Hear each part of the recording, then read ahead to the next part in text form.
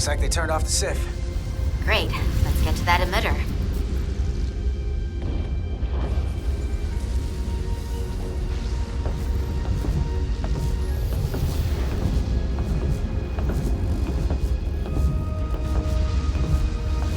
Every time we're out here, I half expect to see her in pieces again.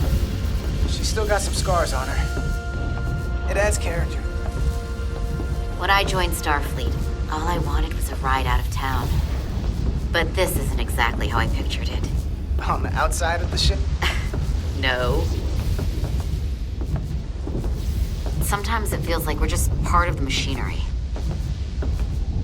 Don't you want more than that? I mean, Starfleet is noble and all, but it's still a machine. A massive, massive machine. I am more than that. And so are you. You wanted to get away. I enlisted because I didn't want to wait years just to get out and see the galaxy. I wanted to go somewhere. See new worlds. Look up at a sky no one's ever seen before. Just because I'm cranking a hyperspanner up in a Jeffries tube today doesn't mean that's all I'll ever be.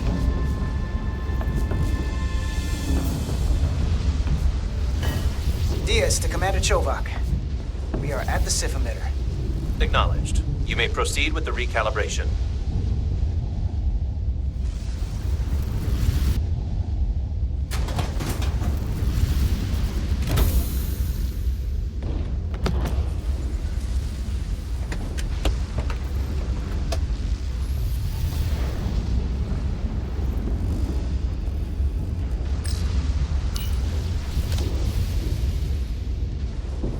Beginning recalibration.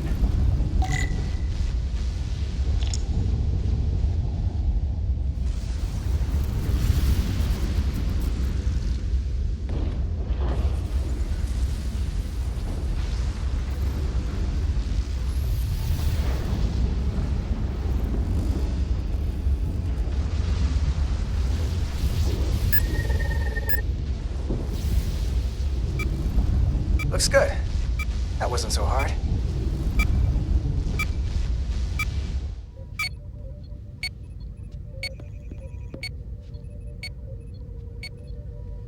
Commander Westbrook, right? Chief Science Officer. You remembered my name and my rank. Impressive. Yes, I'm the Chief Science Officer, and I have the dubious honor of being the most senior officer on this bridge. I know this ship inside and out. Better than just about anyone. What a very impressive list of credentials. This is a research and discovery ship, first and foremost. Now with a former tactical officer as its new first officer. I'm curious, though. A Kobliad, or half in your case, is an odd choice for first officer, given your vulnerable condition and all. But if, as an example, we found ourselves in a hostile situation, and you were suddenly incapacitated because you needed an infusion, what would happen then?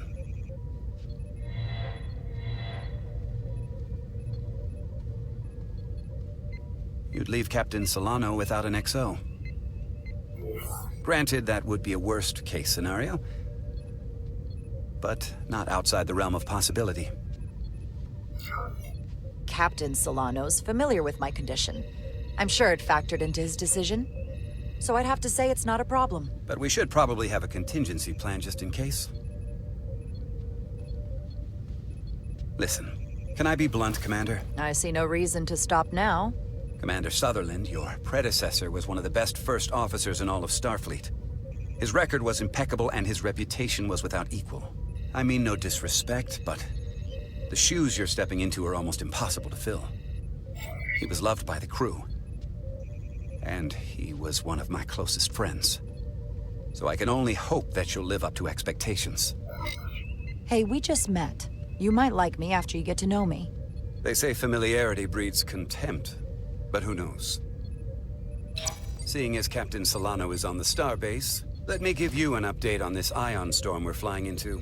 It's unusual, unlike anything I've ever seen. At the moment, I can't tell you if the Resolute will shrug it off or if we're putting ourselves at risk. However, if we learn more about its patterns, its nature, we can come up with a scientific countermeasure. Just a moment.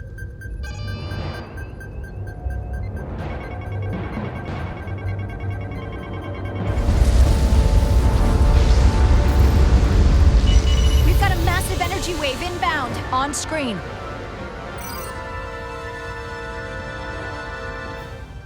Tracing its trajectory. Starbase docking clamps are holding. The storm's emissions are fluctuating, coming in waves.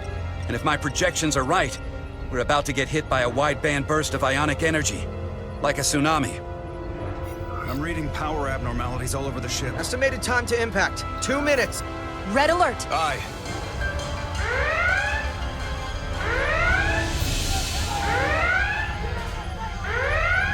Evacuating main gangway and retracting. Putting sensor visualization on screen. With the structural integrity field shut down, we can't take a direct hit. Time to impact, 1 minute. Shield systems are severely impacted. We have limited protection. I need every available solution. What are our options? We can weaken the impact of the storm with a deflector pulse. There's a better way. I'm sending all auxiliary power to the deflector dish. Send the aux power to the shields. We can't reactivate the entire shield bubble, but it's a directional threat. So we can orient all we have towards the wave. You have to believe me. We only get one shot at this. We can't afford to get it wrong. That's right, which is why we need to send power to our shields. Commander Westbrook, use the deflector dish. Already working on it. Optimal timing displayed. It's going to be tight. Good. Send the pulse on my command.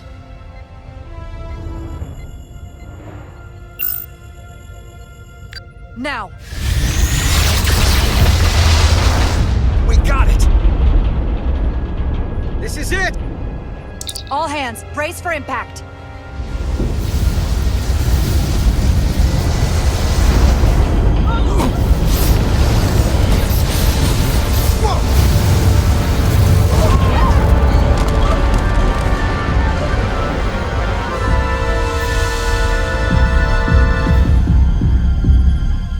What happened? We have experienced a surge of radiation. Oh, you don't say. This radiation supercharged the plasma, forcing it to backflush through the system and creating a dangerous imbalance. That can blow out every primary system on the ship. Just tell us where you need us. I need you to traverse the hull to the access port to recalibrate the port nacelle plasma regulator.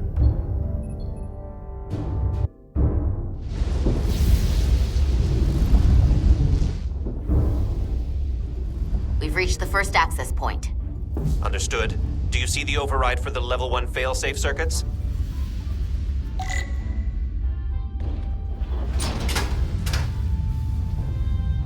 Affirmative. Engage the override.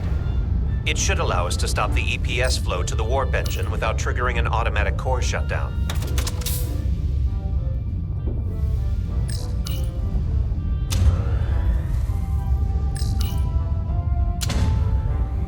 Failsafe override engaged.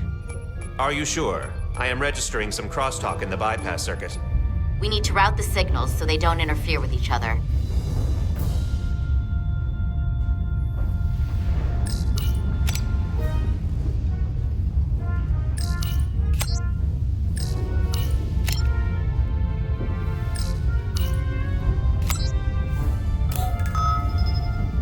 Diaz to Resolute. The failsafes are temporarily disabled. Moving on to the EPS regulator. Heads up, Carter. What is that? One of the discharges coalesced. It's coming right toward us. I'm gonna try to disrupt it with my phaser.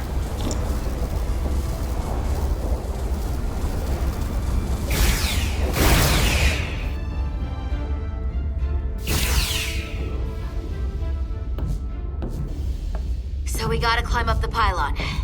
Not that there's really an up, but, you know.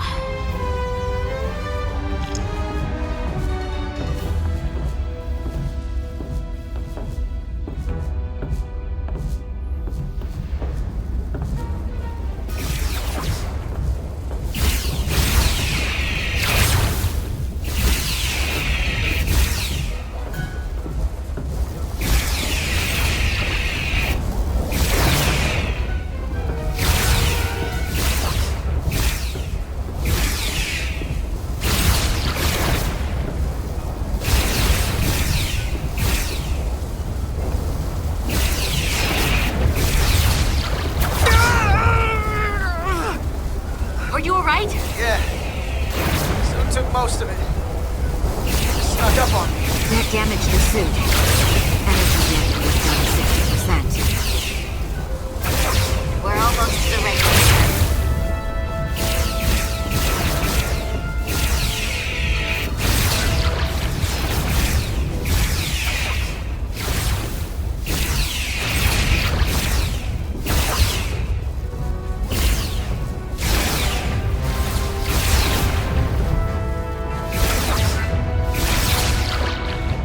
We're at the regulator.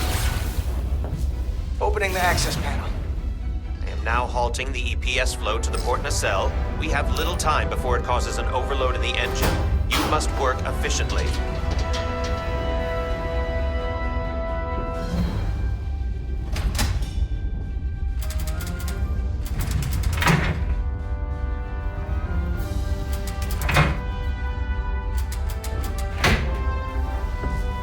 EPS manifold adjusters reset to neutral.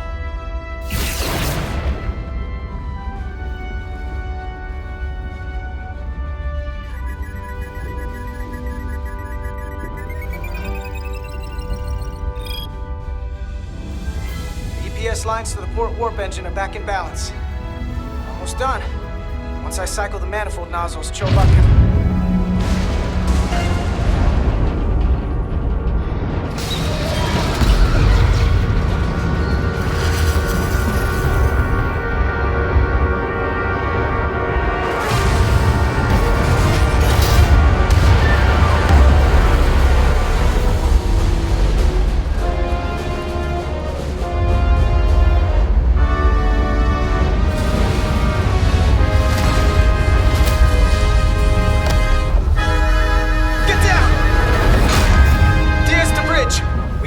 Docking clamp. We've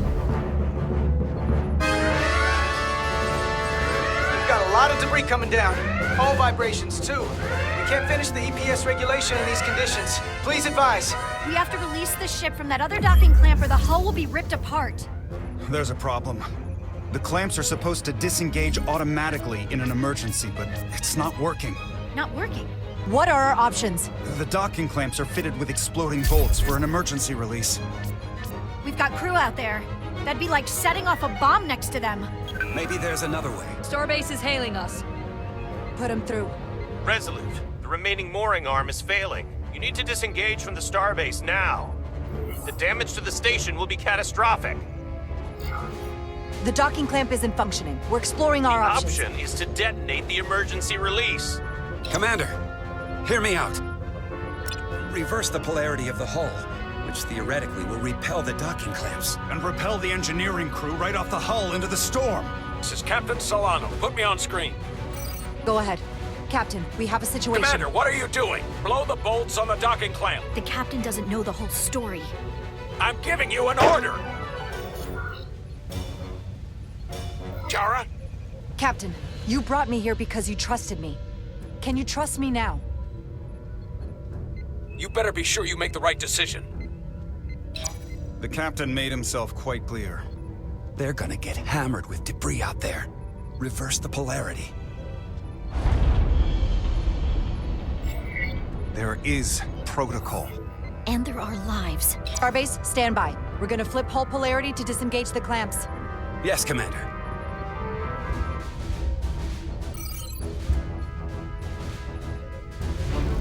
Repair crew, this is Acting Captain Jara Rydek. Be advised, we are going to reverse hull polarity to free us from the remaining docking clamp. Tether yourself and deactivate your boots on my mark. Understood.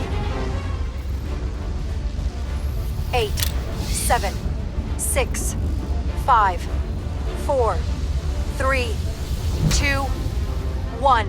Mark!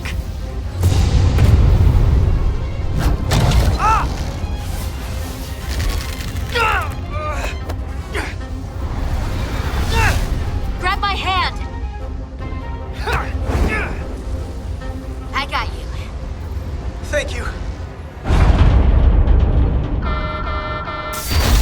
Plasma imbalance is reaching critical condition. We are moments from primary system failure.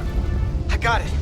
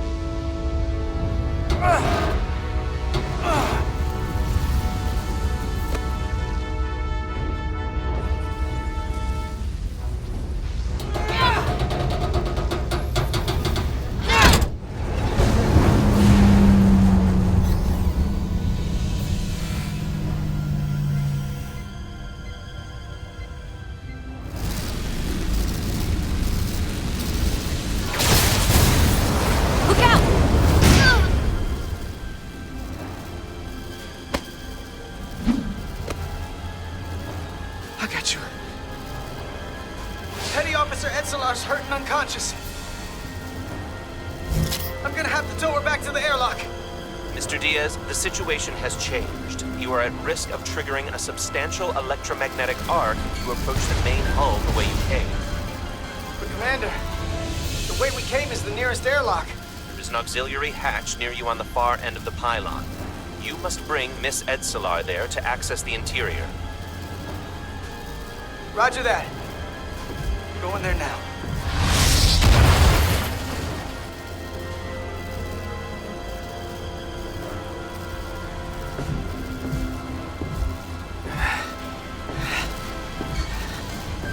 I'm at the auxiliary hatch.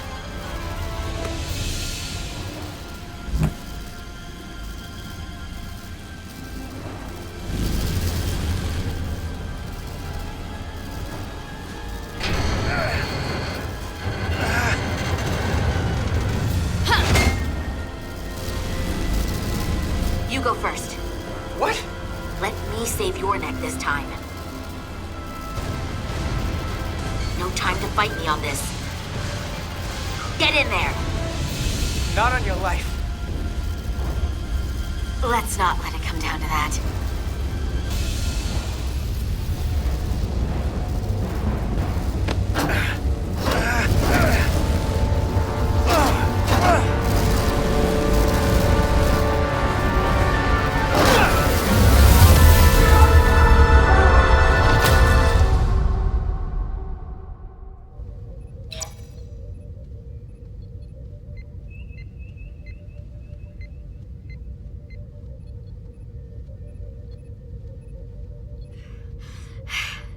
We made it.